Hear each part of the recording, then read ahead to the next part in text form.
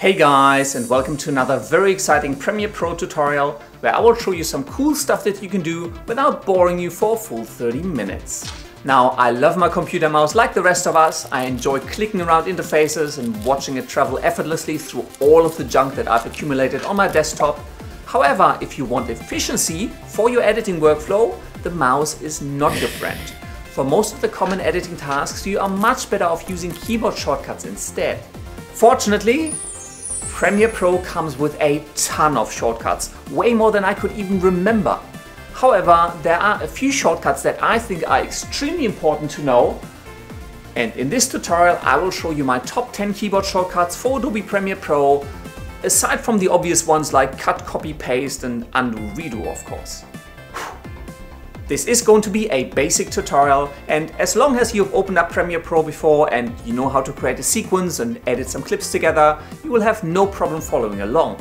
But now, enough talking, let's jump right into the tutorial.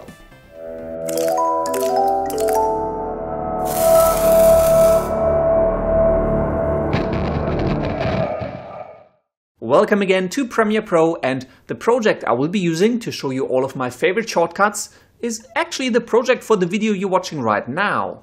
Before we get started, I do want to make two quick points. For one, I am using Windows, so all of the shortcuts I am going to show are Windows shortcuts. However, if you are on a Mac, the shortcuts are essentially the same, except the Control key is actually the Command key on a Mac, and the Alt key is going to be the Option key on a Mac. The second point I want to make, and I wish I had done that for my video on my top 10 After Effects keyboard shortcuts, is that this is my personal top 10 list of keyboard shortcuts for Adobe Premiere Pro. Everyone works differently and everyone has a different set of keyboard shortcuts that they love to use, so keep in mind that this is my personal top 10. The first shortcut isn't really a single shortcut, it's a group of shortcuts, and that is all of the shortcuts that you can use to navigate around your timeline. I hope I don't have to tell you that you can use the right and left keys to move a single frame backwards or forwards, but did you know that you can actually hold down Shift and use the left and right arrow keys to jump forwards or backwards 10 frames at a time? Most of the time, however, it is much more useful to navigate by the edits or the cuts that you have within your project, and in Adobe Premiere Pro you can simply press up to jump to the previous edit or press the down key to jump to the next edit on your timeline. Let me zoom in just a little bit at the end, because something interesting is going to happen if we keep navigating forwards through our edits. Right here, as I navigate around using the up and down arrows, the playhead seems to jump over this whole group of edits on my second and third video layer. The reason that is happening is, if you look on the left side of your timeline window, video track 1 and audio track 1 are marked with a blue square. This means that targeting is enabled for those layers, and you can toggle these on and off simply by clicking on this label, and let's enable targeting for video layer 2 and video layer 3. And now if I navigate around my timeline using the up and down arrow keys, you can see that now the command takes video track 2 and video track 3 into account because we have their targeting enabled.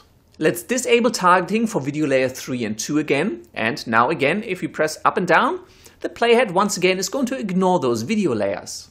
However, you can also hold down Shift on your keyboard and press up and down, and the command will automatically take all video tracks within your timeline into account.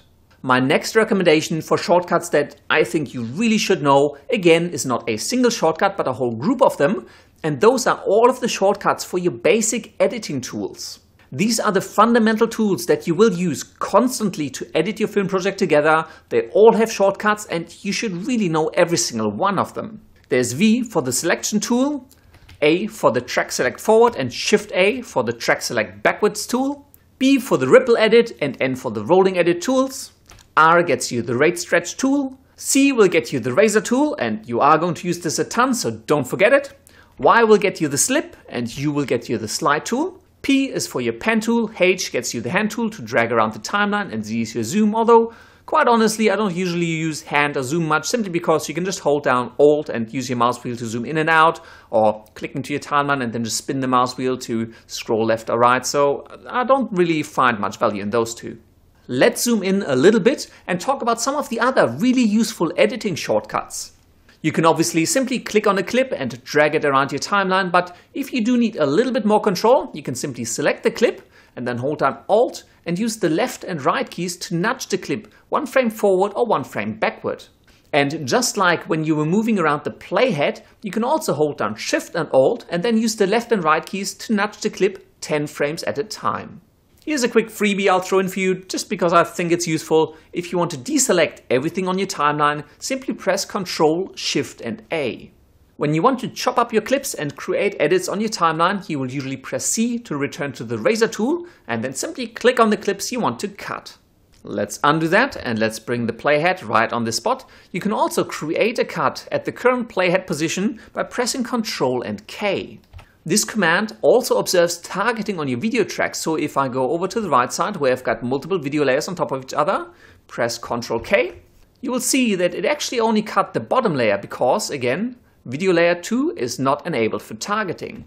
Let's undo that, enable targeting for video layer 2, press Ctrl K, and this time the cut or the edit got created through all of my video layers. Again, let's undo all of that and disable targeting for video track 2. And like before, even without targeting, you can cut through all of the layers on your timeline simply by pressing Ctrl, Shift and K. And there's your edit going through all of the layers even though targeting is not enabled for video layer 2. Let's go to the beginning of the sequence where I have a few clips cut together consecutively. Let's say that I want this clip to start a little bit later at my current playhead position and I want the previous clip to end at the current playhead position. I do have a number of different options. Obviously, I could simply use the selection tool and drag the beginning of this clip forward and the end of that clip forward as well, so that my cut is now at a new position. Let's undo that. If you are a little bit more familiar, you can also press N to get to the rolling edit tool and then simply drag the edit itself off to the playhead. Or if you want to save yourself the effort, simply use the shortcut Shift and Q. Shift and Q will extend the previous clip up to the playhead and it will shorten the current clip to the playhead, so you're basically pulling forward the previous clip. Obviously, there's also a shortcut that does the exact opposite, so let's zoom out a little bit and move the playhead forward. And let's say I want this edit to be at my current playhead position. I can simply use the shortcut Shift and W, and this will pull the starting point for the following clip earlier to my current position. Obviously, this shortcut does assume that there is enough clip to pull forward. So for example, if I try to do that with my title sequence, if I pulled my playhead over to the right hand side, and now set Shift Q. Well, it couldn't really extend the title, so it kind of pulled the audio from the previous clip across. Not really what I want, so only use this when it makes sense. Let's go back a little bit and zoom out. One thing I do quite a lot is I unlink my video and my audio layers so I can edit them separately to, for example, create L and J cuts, which I covered in a previous tutorial. You could simply right-click the clip on your timeline and in the context menu select Unlink. This will now separate the audio and video layer and you can edit them separately. Let's undo that, and the shortcut key for unlinking your video from your audio is Ctrl L, and it saves you having to go through that context menu. You can also select a video and audio clip on your timeline and use Ctrl L to link them back together. Let's undo that so I'm not actually turning my project into a mess. Let's talk about adding transitions. Let's assume that right here between these two clips I wanted to add a simple video transition. Obviously, I can come over into my effects browser, go to my video transitions, and maybe let's pick a dissolve. And I do generally like dip to black, so let's drag it on. And here's our dip to black transition. We can also double click on the transition and bring up the duration dialog, and maybe let's set it to 12 frames. And now we have a very quick dip to black here. Again, let's undo all of that, and there is a much quicker way to apply transitions in Premiere Pro. Simply select the two clips on your timeline where you want to apply the transition. Obviously, they need to be joined together by an edit, and then press Ctrl D. This will apply the current default transition to this edit. Unfortunately, the default transition is set to dissolve and I'd much rather have a dip to black. Undo that again.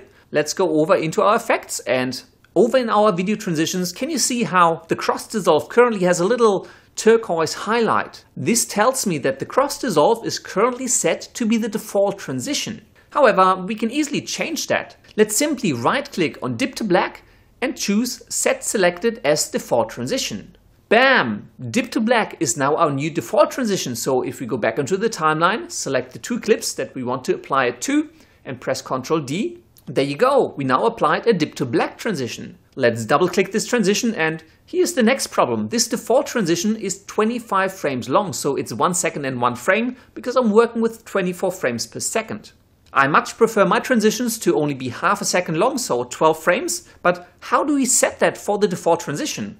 Let's undo this again, and the option for that you can find under Edit, Preferences, General, and in here you will find an option for video transition default duration, which is currently set to 25 frames, and you really, I really want to set that to 12 frames. Let's hit OK, and back in our timeline, let's select our 2 clips, press Ctrl D, and we now have a dip to black applied, and the dip to black is exactly 12 frames long. Let's zoom out a little bit and talk about time. Because I do a lot of tutorials, a lot of the time I need to stretch out or speed up certain things within my video, and an easy way to do that is to press R to go to the rate stretch tool, and then simply shrink or expand your layers to make it fit whatever time you want. However, sometimes I want to be really precise. I want to say I want to play this clip at exactly 50% its speed or 200% its speed.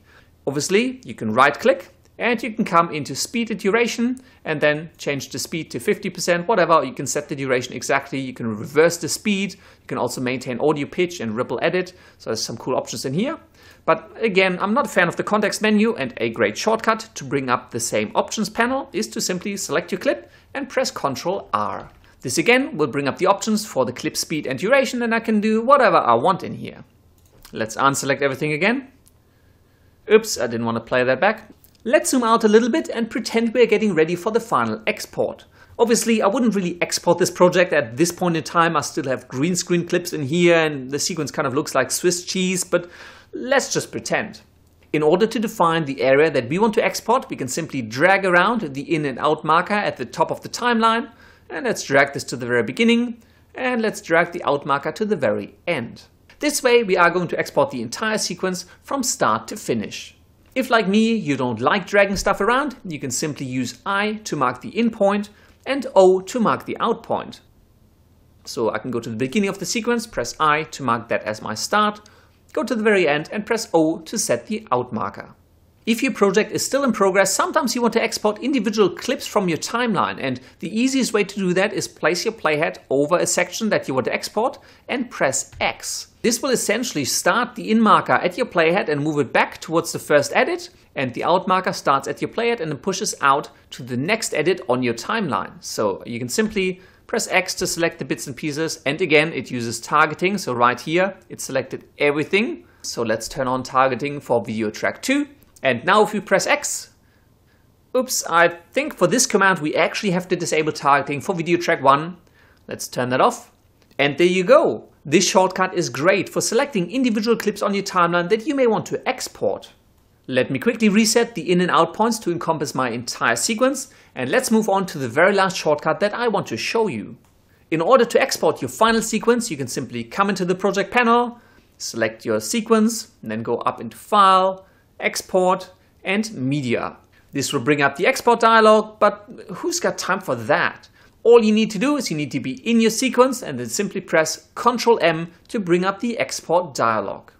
Obviously, this is really just scratching the surface, and if you want to see all of the available keyboard shortcuts and customize them in any way you want, you can come up to Edit and then Keyboard Shortcuts. In here you will find an endless list of keyboard shortcuts, and you can customize this to your heart's content so that you can essentially do all of your editing with nothing but your keyboard. And that's all there is to it. As I said, there's a ton more keyboard shortcuts that are all worth knowing, and I'm going to put a link to the Adobe help page down in the description of the video. I really hope you enjoyed this tutorial, and as always, if you do have any comments, questions or suggestions, just leave them down in the section below. If you did enjoy this video, I would personally greatly appreciate it if you could give it a thumbs up, favorite it and share it with the world. And if you do want to see more cool filmmaking or visual effects tutorials, don't forget to go to youtube.com/surfacedstudio and subscribe. Thank you very much for watching, and until next time, I will see you later.